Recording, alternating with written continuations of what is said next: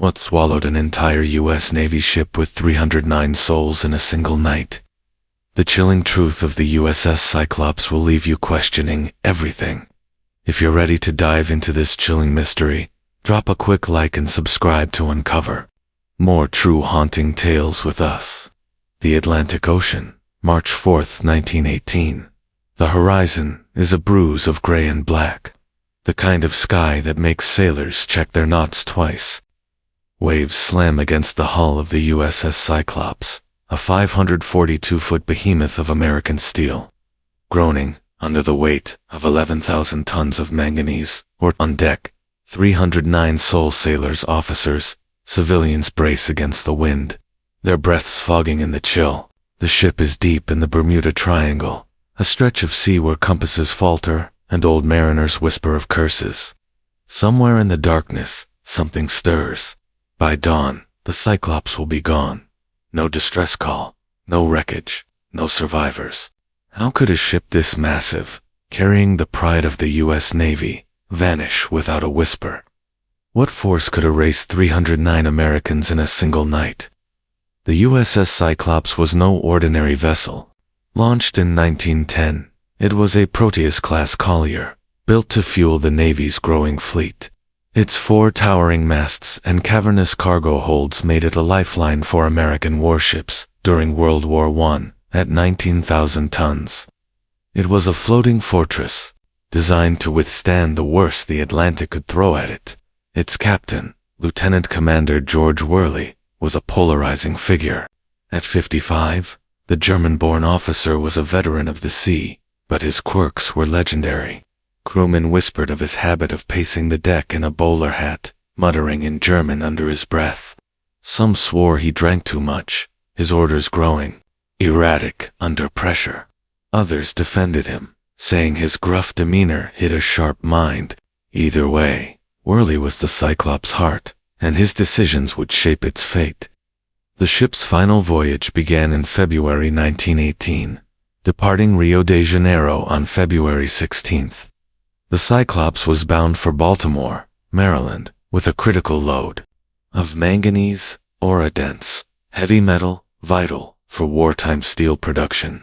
The crew of 234 included seasoned sailors and fresh recruits, some as young as 18, dreaming of home. Alongside them were 75 passengers, naval officers, enlisted men, and civilians, including Alfred L. M. Gottschalk, the U.S. Consul General in Rio, a diplomat whose presence lent the mission an air of importance. The mood aboard was a mix of exhaustion and anticipation. The war had stretched everyone thin, and the promise of American soil kept spirits afloat, even as the ship plowed through choppy seas. The stop in Barbados on March 3rd was meant to be routine, but it wasn't. Worley reported a crippled engine. One of the ship's 2 massive cylinders had cracked, cutting speed to a crawl. The Cyclops, already riding low from its overloaded cargo, looked sluggish in the harbor. Dock workers in Barbados noticed the ship's hull sat unnaturally close to the waterline, the manganese ore straining its frame. Whispers spread among the crew. A machinist's mate, overheard in a waterfront bar, grumbled about Worley's refusal to lighten the load. Another sailor, his voice low, told a local about strange noises below deck creaks and groans that didn't sound like normal ship stress. Worley himself seemed on edge, barking orders and avoiding the radio. One officer noted in his log that the captain had stopped sending routine position reports, a breach of protocol that raised eyebrows. Yet, no one sounded the alarm. On March 4, the Cyclops steamed out of Barbados, heading northwest into the Bermuda Triangle. The Bermuda Triangle in 1918 was not yet the mythic vortex of later decades, but its reputation was growing. Stretching between Miami, Bermuda, and San Juan, the region was a graveyard of ships and sailors' tales. Compasses spun wildly, pointing to true north instead of magnetic north. Storms materialized from clear skies, and some swore they saw lights dancing on the waves, lights that moved with purpose. The Cyclops, limping on one engine, was a sitting duck. Its last confirmed sighting was March 4th, as it faded into a stormy horizon. Then, nothing. No radio signal crackled through the air. No lifeboats washed ashore. No oil slicks marked the sea. By March 13th, when the ship failed to reach Baltimore, the Navy launched a desperate search. Battleships, destroyers, and scout planes combed the triangle, scouring 20,000 square miles of ocean. They found nothing, not a splinter, not a body, not a trace of the 309 souls aboard. What could obliterate a ship of this size? The Navy's first suspect was the weather. March 1918 brought brutal storms to the Atlantic, with gales reported near the triangle. A rogue wave or sudden squall could have overwhelmed the overloaded Cyclops, flipping it before the crew could react. But the absence of wreckage was inexplicable. The ship carried 12 lifeboats, dozens of rafts, and buoyant cargo like cork and timber. Even in a catastrophic sinking, something should have floated to the surface.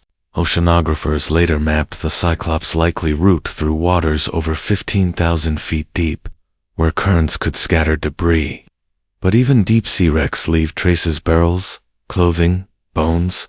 The Cyclops left nothing, as if the sea had swallowed it whole and sealed its lips. The cargo itself was another culprit. Manganese, or, denser than coal, was notoriously unstable, if not secured properly. A sudden shift in rough seas could have thrown the ship off balance, causing a fatal roll. Naval engineers later testified that the Cyclops' design, with its high center of gravity, was prone to instability when overloaded. The damaged engine only worsened the odds, limiting the ship's ability to maneuver in a storm. Yet, this theory faltered on one point: the human element. The Cyclops carried 234 trained sailors, men drilled in emergency protocols. Even in a sudden capsize, some would have reached the lifeboats. Passengers like Gottschalk, a civilian with no naval training, might have panicked, but the crew knew better. Why didn't a single soul survive? Why no distress call when the ship's radio was functional in Barbados? Suspicion turned to Lieutenant Commander Worley. In the anti-German hysteria of World War I, his heritage made him a convenient scapegoat. Rumors swirled that Worley was a German sympathizer, secretly working to sabotage the American war effort. Some speculated he handed the Cyclops to a U-boat, though no German records mentioned such an operation. Others suggested mutiny, a crew fed up with Worley's erratic behavior, taking control only to meet disaster. A junior officer's journal, recovered from an earlier voyage, described Worley as unpredictable, once ordering the ship to change course without explanation. In Barbados, crewmen reported he'd banned them from the radio room, claiming it was under repair. Yet, no evidence pinned the loss on sabotage or mutiny. Worley's record, quirks aside, showed loyalty to the Navy. A traitor sinking his own ship hand, leaving no trace, was a stretch, even for conspiracy theorists. The Bermuda Triangle itself became the story's dark heart. Sailors in 1918 knew the region's dangers. Magnetic anomalies could throw compasses off by 20 degrees, leaving navigators lost. Methane gas deposits, buried in the ocean floor, could erupt in massive bubbles, sinking ships in seconds by reducing water density. Rogue waves, towering up to 100 feet, could crush even the sturdiest vessels. But there were stranger tales. A Barbados fisherman, interviewed years later, claimed he saw green lights moving under the water the night the Cyclops vanished. Another sailor, on a nearby freighter, reported his compass spinning wildly as a storm appeared from nowhere.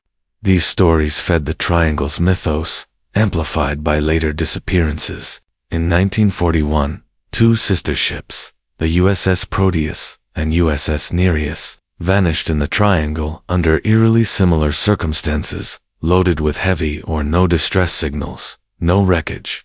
Was it coincidence, or something more? The human toll is what lingers. Picture the final hours. A young sailor, maybe 19-year-old John O'Keefe from Boston, stands watch on the bow, his eyes straining against the dark. Below deck, Alfred Gottschalk writes a letter to his wife, promising a reunion in New York. A cook in the galley hums a tune, unaware it's his last. Did they feel the ship shudder, the hull groaning as the cargo shifted? Did a wave tower over them, blotting out the stars?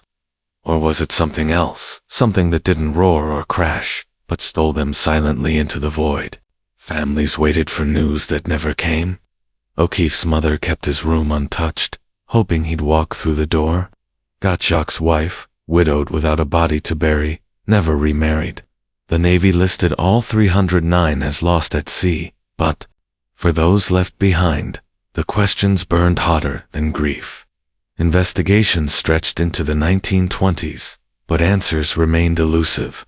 President Woodrow Wilson, in a 1918 letter, called the Cyclops loss a mystery without parallel in our naval history. The Navy explored every angle: weather, cargo, human error. Even espionage. Bet closed the case in 1920, citing unknown causes. Decades later, the mystery resurfaced. In 1968, a diver off the Virginia coast claimed to find the Cyclops wreck, describing a massive hull encrusted with coral. The Navy investigated and found nothing. In the 1980s, sonar scans detected a large object in the triangle's depths, but funding dried up before it could be explored. In 2018, a documentary crew claimed to have new evidence and verified radio logs, suggesting a faint distress signal on March 4th. The logs were dismissed as forgeries, but they reignited debate. Theories persist, each more haunting than the last. Was it a storm, a cargo shift, or Worley's missteps? Could the triangle's magnetic fields have scrambled the ship's instruments, sending it off course into oblivion? Or is there truth to the old sailors' tales of sea spirits, cursed waters, or lights that lure ships to their doom?